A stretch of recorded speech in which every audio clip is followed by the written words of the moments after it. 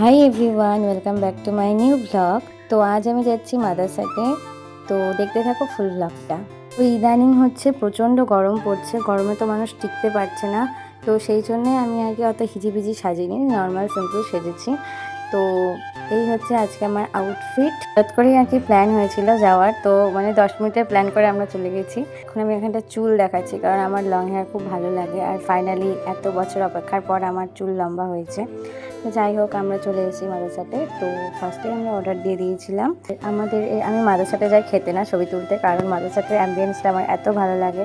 তো আমরা ফার্স্টে অনেক ছবি তুলে নিয়েছি, আর এরপরে আমাদের খাবার চলে এসছে। তো আজকে আমরা অর্ডার দিয়েছিলাম হচ্ছে মিক্সড ফ্রাইড রাইস, একটা হচ্ছে তান্দুরি রুটি, আর হচ্ছে চিলি চিকেন। আর আমরা হচ্ছে প্রচুর খাই, তো যার জন্য আমাদের এইটুকুতেই হয়ে গেছে।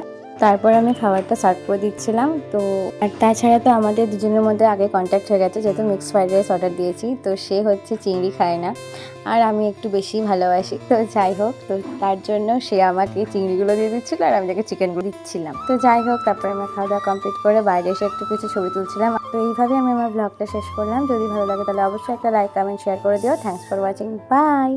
আর যদি এখনও চ্যানেলটা সাবস্ক্রাইব না করে থাকো, প্লিজ সাবস্ক্রাইব করে দিও।